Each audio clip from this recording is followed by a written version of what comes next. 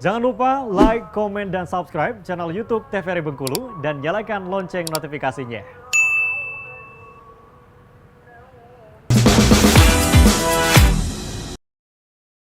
Kembali lagi kita tentunya pemirsa di obrolan pas di sini masih bersama saya Iqbal Fatwa dan juga bintang tamu saya di kali ini ada Andro atau Bukhari Radiandro. Nah, kalau Andro ini sekarang kuliah Andro ya, berarti Iya, betul statusnya. sekali, Kak. Di mana Andro?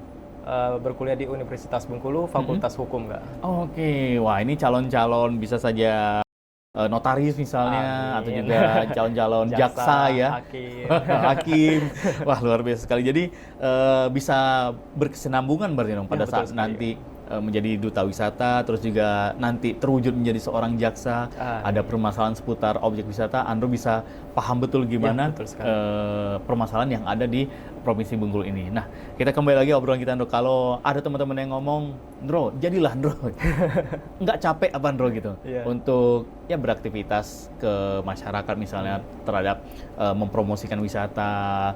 Ada kok orang yang ngurusin wisata ini, ada kok dinas mungkin yang mempromosikan wisata. Andro sebaiknya ya udah nggak usah ngurusin itu. Nah, kalau dari Andro sendiri pernah menghadapi hal seperti itu nggak? Merasa mungkin ya, wah capek nih, udah nih gitu.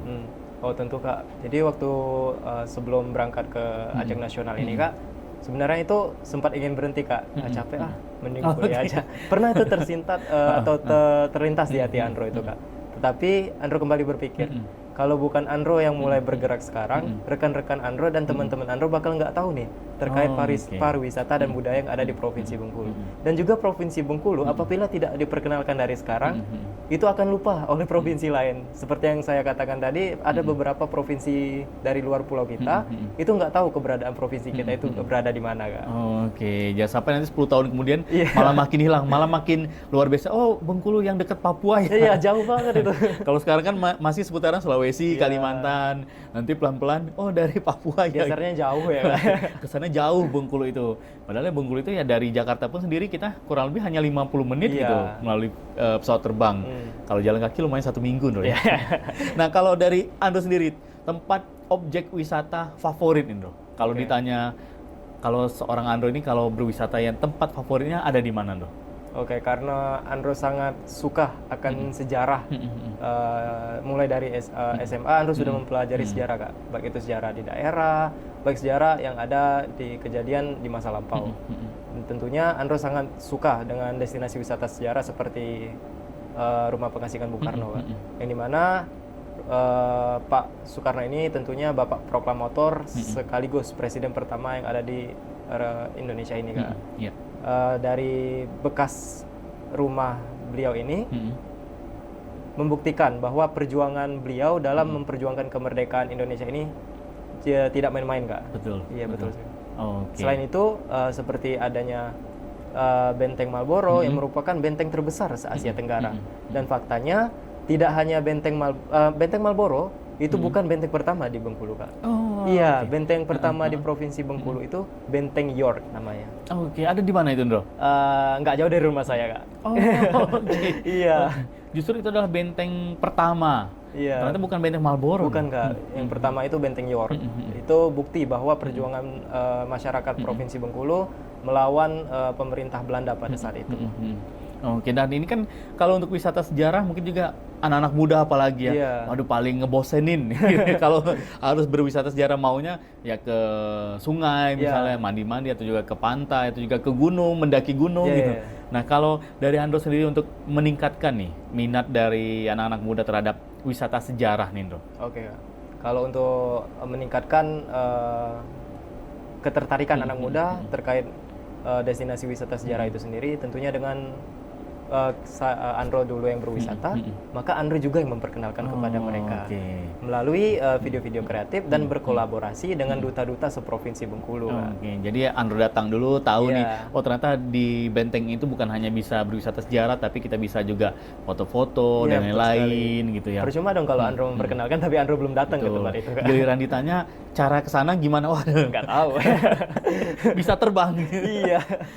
Oke, dan kalau dari untuk wisata sendiri, Ndro, ini kan peran generasi muda nih dalam pelestarian wisata. Sekarang banyak juga anak-anak muda yang hobinya misalnya wisatanya ke luar negeri bahkan, Iya. atau juga wisata budayanya atau juga hobinya sekarang ke K-pop gitu. Lagu-lagunya mungkin juga sedikit anak-anak muda yang tahu tentang lagu Pantai Panjang, misalnya lagu Yobotoy Boto gitu. Atau juga lagu-lagu dari daerah-daerah suku yang lain yang ada di Provinsi Bengkulu. Nah, dari Andro sendiri melihat anak-anak muda yang seperti ini gimana respon Andro? Oke Kak, sebenarnya semua ini tentunya karena era globalisasi yang semakin pesat di lingkungan kita Kak. Dimulai dari adat istiadat atau budaya yang berasal dari Korea, Jepang dan lain sebagainya yang masuk ke provinsi kita yang tercinta ini. Tentunya tanggapan Andro melihat hal tersebut Kak, sebenarnya agak sedih sih Kak. Karena apabila kita dapat memperkenalkan dengan ciri khas kita sendiri kepada orang-orang luar daerah kita atau luar provinsi kita, itu bisa menjadi daya tarik. Seperti Korea yang terkenal akan K-popnya. Nah, apa bedanya dengan kita yang provinsi Bengkulu yang memiliki alat musik yang sangat luar biasa, yang sangat meriah seperti dol. Dan apabila kita membawakan dengan ciri khas kita dan mempromosikannya melalui media sosial, karena media sosial ini sangat powerful, tentunya dapat dilirik oleh orang-orang yang berada di luar provinsi kita sendiri, bahkan sampai ke luar negeri juga Kak. Betul ya, benar sekali. Kita punya dol gitu, punya suling seruna gitu, dan masih banyak lainnya yang bisa kita tonjolkan nih ke anak-anak muda sekarang nih. Apalagi sekarang kan anak-anak muda sekarang wah luar biasa sekali ya. Kalau sudah cinta K-pop lovers udah buta matanya kan. Dan juga untuk dari Andro sendiri kan ini untuk di potensi wisata kita ini sangat besar sekali yang ada di Provinsi Bengkulu ini. Dan juga tentunya untuk mengajak generasi muda sekarang kan bukan hal yang mudah Nur ya. Banyak tantangannya sekarang terhadap anak-anak muda sekarang, apalagi banyak juga anak-anak muda yang sukanya hal-hal yang lain nih, misalnya jadi seorang gamers gitu, dan punya tantangan tersendiri terhadap Andro untuk ikut serta melestarikan wisata yang ada di Provinsi Bengkulu sendiri. Nah, kalau dari Andro sendiri nih melihat minusnya, nah kalau ditanya apa sih kurangnya wisata kita ini terhadap wisata-wisata daerah yang ada di provinsi lain Andro? Oke, yang pertama itu tentu saja itu Kak, akses. Yang dimana akses ini memiliki peran penting dalam kita berwisata. Apabila aksesnya susah untuk dicapai, maka orang-orang juga mager Kak. Aduh mager lah, jalannya jelek, susah mau ke sana. Maka dari itu, selaku duta daerah dan sebagai putra pariwisata Nusantara Provinsi Bengkulu, berkolaborasi dengan duta wisata setempat dan peran pemerintah juga untuk lebih melihat lagi mengenai pariwisata kita, seperti jalanannya dan lain sebagainya. Oke, jadi memang ya tantangan hal-hal yang minus-minus ini yang harusnya bisa kita siasati gitu loh ya. Misalnya jalannya yang jelek, dia bisa kita ngeles, wah seperti itulah tantangannya ya. Namanya kita mau ke surga gitu kan, harus ada perjuangannya dulu. Begitu sampai nanti ke katakanlah ke gunung atau juga ke air terjun, baru terbayarkan gitu. Jadi bisa kita inilah dulu ya cara-cara penyampaian kita terhadap anak-anak muda untuk mengajak mereka untuk datang ke tempat wisata-wisata yang ada gitu. Berarti kalau dari segi potensi sangat luar biasa sekali, dan harapan dari Andro sendiri loh terhadap anak-anak muda zaman sekarang, anak-anak muda zaman now nih, untuk sama-sama kita melestarikan budaya kita, jangan hanya berpaku kepada peran pemerintah atau juga peran swasta, tapi terhadap diri kita sendiri loh. Apa sih yang Andro harapkan terhadap generasi muda saat ini Andro? Jadi Andro berharap pada generasi muda zaman sekarang ini, sebenarnya Andro juga sebelum melangkah sejauh ini Kak, Andro tidak mau keluar dari zona nyaman Kak. Iya, zona nyaman Andro ya seperti anak muda zaman sekarang ya main game, ngumpul bareng sama teman. Tetapi apabila kita tidak keluar dari lingkaran tersebut, kita tidak dapat berkembang. Maka dari itu, keluar dari zona nyaman, upgrade diri, branding diri, maka hal tersebut dapat menjadi salah satu kebanggaan bagi kita sendiri dan bahkan orang-orang di sekitar kita Kak. Oke, jadi kuncinya adalah upgrade diri, keluar dari zona nyaman, jangan keasikan main game. Coba mungkin main game di Pantai Panjang kan, jadi akhirnya nanti pelan-pelan gamenya ditinggal jadi mandi pantai gitu. Jadi banyak hal yang bisa kita lakukan dalam ikut serta nih, berperan untuk melestarikan wisata yang ada di Provinsi Bengkulu.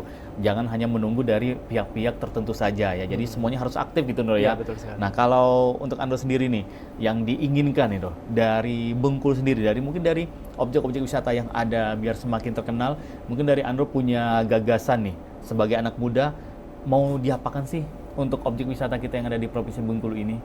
Sebaiknya Kak. Gitu Nur.